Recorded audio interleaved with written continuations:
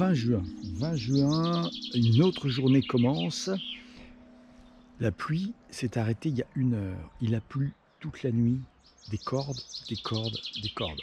Absolument incroyable. Donc là, bah, forcément, faut tout ranger sous la pluie. Hein. Tout est mouillé. Tout est mouillé. Mais bon, ça fait partie du jeu. Hein. On y va. On ne peut pas oublier, bien entendu, les blocos.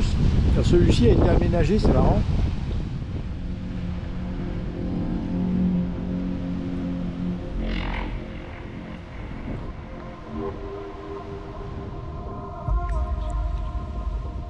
Ce matin, je suis à travers champs et ça grisaille ferme quand même. Hein.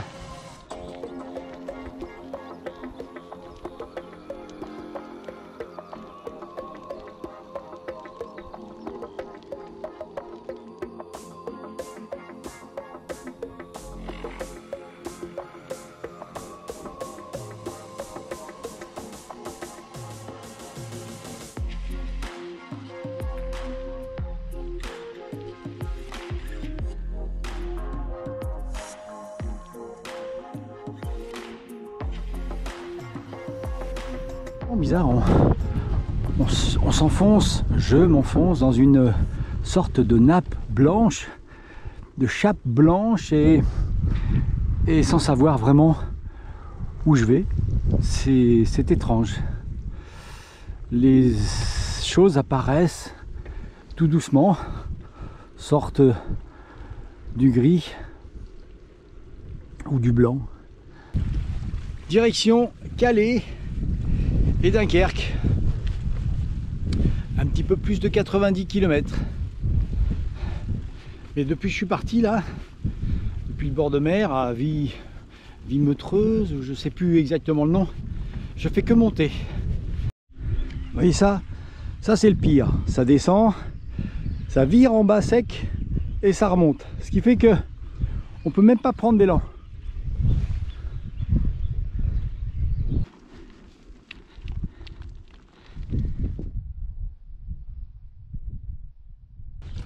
Le soleil essaie de sortir.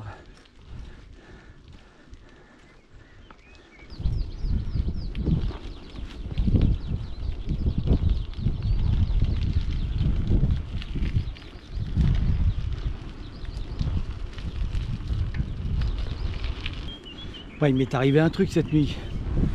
Il pleuvait, je vais vous le dire quand même. Il pleuvait, ça fait partie des anecdotes de voyage.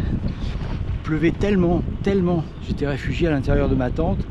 J'attendais une accalmie pour aller prendre ma douche parce que j'étais dans un camping et la fille à la réception m'avait aimablement donné un jeton pour la douche, parce qu'il y a des jetons pour la douche. Ouais. Pas toujours, hein. Des fois c'est douche à volonté. Non, là c'est un jeton et qu'elle m'a gracieusement donné, parce que normalement en plus de temps en temps il faut payer pour le jeton. Donc j'en reviens à cette nuit. Et donc à un moment je me suis réveillé, j'entendais plus la pluie sur la toile de tente, donc je me suis dit tiens, ça s'est calmé, je vais y aller. Alors j'ai pris ma serviette qui était encore humide du jour d'avant et je suis allé au sanitaire. Là j'ai pris ma douche et d'un seul coup, boum, c'est retombé, mais c'est retombé fort. Là, je me suis dit qu'est-ce que je fais, je reste là ou alors oui au fait la douche, alors avec le jeton il y a intérêt vite fait à se mouiller, vite fait à se savonner et vite fait à se rincer pour éventuellement profiter de l'eau chaude sans rien après, parce que sinon là dans ce cas là en tout cas bah, j'ai eu juste tout le temps de retirer le savon, c'était short, hein. Ils sont rapides dans les campings. Donc je disais orage terrible avec une fuite en plus dans le plafond. Bonjour. Avec une fuite en plus dans le plafond terrible, ça pissait à seau dans les sanitaires. Et je me suis sorti de ma douche, il fallait que je retourne à ma tente. Bon, j'ai attendu un petit peu parce que je me suis dit ça va peut-être se calmer, ça se calmait pas. Je savais pas du tout quelle heure il était, il faisait une nuit noire. Finalement j'ai pris mes jambes à mon cou comme on dit et j'ai couru dehors sous ma tente pour rentrer dans ma tente. J'étais trempé comme avant que je m'essuie, pour entrer dans ma tente. Sympathique. Et il a plu, il a plu. Il était 3h30 du matin, j'ai regardé la montre en arrivant dans ma tente. 3h30 pour aller prendre la douche. Et donc il y a eu une petite accalmie ce matin à 5h30, 6h. Et je me suis levé à 7h pour tout plier. Ça va. Mais bon, la tente est trempée, hein, c'est pas le problème. Mais j'ai pas tout rangé dans les sacoches qui fuient d'ailleurs, qui sont percées. Pour tout ranger sous la pluie. Voilà, c'était un petit peu long, mais bon, c'était marrant. Vous avez pu couper hein, si vous voulez. Vous avez vu, il y a les petits troupeaux de cyclistes. C'est normal, hein, c'est dimanche. Il y a des petites meutes de cyclistes qui sortent comme ça. Alors on les voit avec ils ont tous les mollets glabres et puis la collection de cuissards. Ils ont mis les couches.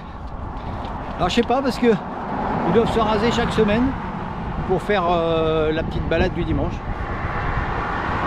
Ouais, ils doivent se préparer parce qu'ils ont vraiment l'équipement, les gants, tout. Je me moque pas, hein, je me moque pas. Je suis un peu méchant des fois. Je suis un peu taquin.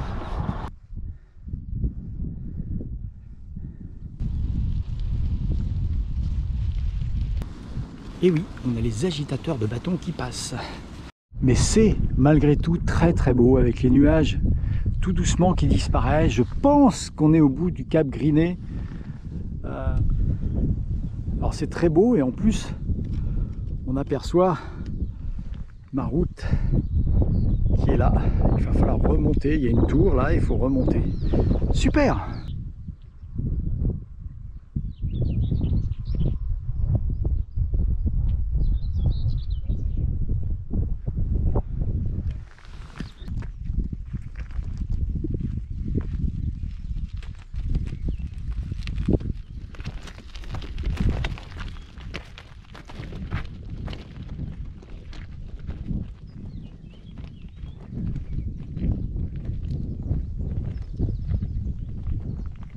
Parce qu'on voit l'Angleterre juste là, au bout de ce petit truc blanc là. Moi je le vois, donc je suis heureux.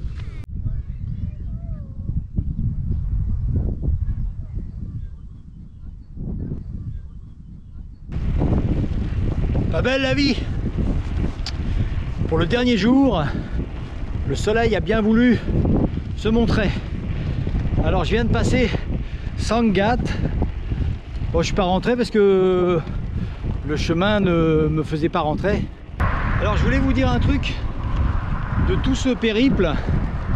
Il y a un truc qui m'attriste quand même, c'est que j'ai pratiquement pas vu d'animaux sauvages. Hein, j'ai vu 4 lapins, j'ai vu une sorte de fouine, une sorte de belette, un serpent vivant, 2-3 écrasés, quelques hérissons écrasés. Mais sinon, bah à part quelques oiseaux bien sûr. Ah, et un renard, c'est vrai. Mais sinon, bah, pas grand chose quoi. Il n'y a plus d'animaux sauvages en France. Il n'y a vraiment plus rien. Les chats bouffent les oiseaux. Il faut aller dans les forêts. C'est triste hein.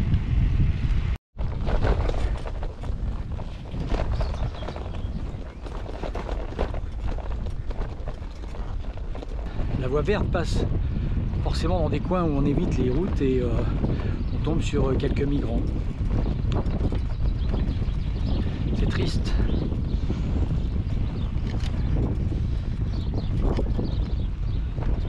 La situation de ces gens m'attriste. Ils n'ont rien dans leur pays et ils viennent ici où il n'y a pas grand chose non plus pour eux.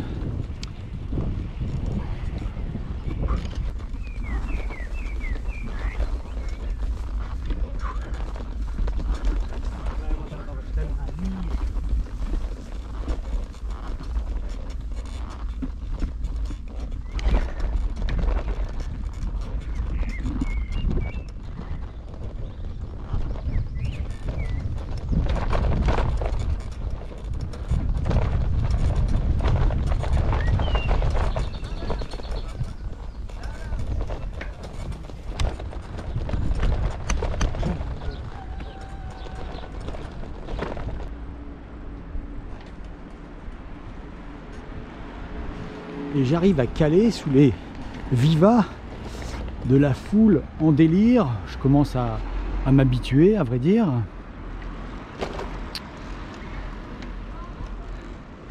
Calais. Bien calme le dimanche matin.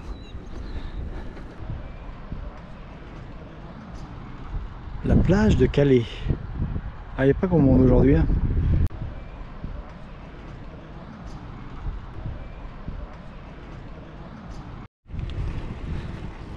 Voilà, je sors de Calais. Ça c'est je pense que c'est les HLM de banlieue de Calais. Et ma dernière étape, c'est Dunkerque. Alors pourquoi Dunkerque? C'est un peu comme une montagne. On se réveille un matin, on se dit tiens, la montagne est là et je vais monter au sommet. Alors on en bave un peu et puis finalement on arrive au sommet, on est content. Bah là, en regardant une carte, il y a Dunkerque tout au nord là-haut par rapport à où j'habite.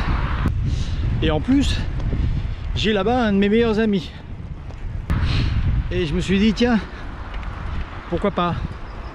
En passant par les trois mers, c'est comme en montagne, on peut passer par un glacier ou par la face la plus difficile, pas forcément la plus facile. Donc là oui, je suis pas allé en direct, je suis passé par les trois mers. J'ai vu des endroits que je ne connaissais pas et bientôt je vais être à Dunkerque. Et je serai content d'avoir accompli mon escalade, mon ascension vers le nord, sans plus. Et oui, je me retrouve à côté d'un canal pour le dernier jour. C'est normal, ça rime. Hein. Et à côté il y a l'aéroport. Alors ce qui me plaît entre Calais et Dunkerque, oui je sais, les nuages sont revenus, c'est que c'est tout plat. Donc je pense avoir fini les collines avec le Cap Blanc-Nez. Et si c'est comme ça jusqu'à Dunkerque, ben, ça va rouler tout seul. Hein. Bon, faut pas que la pluie s'en mêle, mais sinon, et même, c'est pas très grave. J'ai une question aussi que je devrais poser peut-être à un fermier. Dans tous les champs de blé, il y a... C'est comme si quelqu'un avait roulé dans le champ. Et voilà, si quelqu'un peut m'expliquer pourquoi, dans presque tous les champs de blé, il y a 2 traînées de pneus qui a écrasé tous les blés.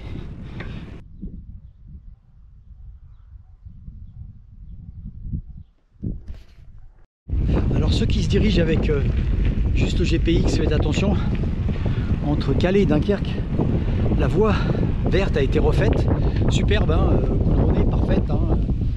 Il n'y a rien à dire, seulement c'est pas le même itinéraire, il y a eu des petits changements, donc soyez pas surpris si vous vous dirigez à la montre que le chemin il disparaisse. Ouh, un blocos qui menace de tomber.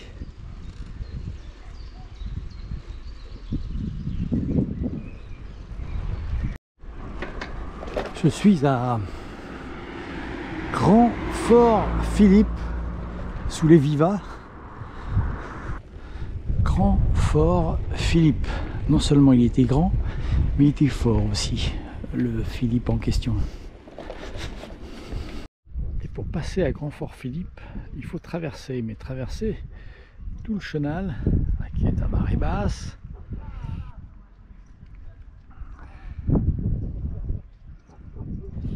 Il faut tout remonter jusqu'au premier pont qui est à 403 km paraît-il.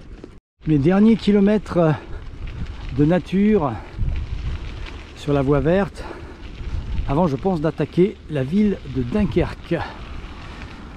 Ah, un dépose-crotte qui se promène. Et lui, par exemple, il avait un jean bien moulant et juste un t-shirt.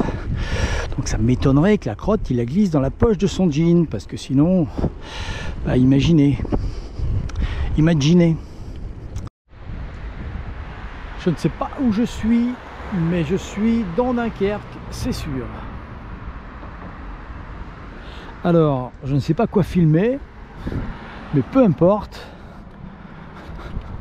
Je suis dans Dunkerque et c'est ce qui compte, c'est la fin de mon périple. Je vous annonce à tous la fin de mon périple. Et aux marins morts combattants. Voilà des petits repères dunkerquois qui vont permettre de prouver que j'y étais. J'y suis arrivé. Alors je sais pas trop où je suis dans Dunkerque, il y a Marilyn Monroe au milieu du port. Et puis il y a un autre port là-bas. Alors autant pour moi, c'est pas Marilyn Monroe, hein. C'est la sirène de Dunkerque. C'est un sculpteur lillois, Léopold Franco-Sviac, qui a fabriqué une bouée unique au monde en forme de sirène il y a plus de 30 ans et qu'il a placée en rade de Dunkerque. Et là, elle a été, si l'on peut dire, restaurée et elle va être ramenée au large. Bon, alors à côté de, ils ont mis juste en face de mon bateau, ils ont mis le Duchesse Anne. Alors on verra ce que c'est, je vous mettrai un petit encart pour savoir ce que c'est que ce Duchesse Anne qui est un 3-mâts superbe. Hein. Ça sera la dernière image de mon périple. Hein. Un restaurant qui s'appelle le House of Poutine et qui s'appelle le Dick. Le Dick, putain, le truc qui s'appelle le Dick. Établissement depuis 1759. Je pense pas que le mec il parlait anglais, parce que sinon jamais il aurait appelé ça le Dick. Trop fort, j'adore. Bon. Ah c'est vendu. Ah putain. Ah putain. J'étais en train de faire de la place pour ton vélo dans le garage. Parce que... Fin de la balade, tout est en train de sécher, mais ça va prendre du temps parce qu'il y a au moins 1,5 litre d'eau dans la tente. Et puis surtout, le verre d'eau habituel. Ah, oui, l'eau est trouble à Dunkerque.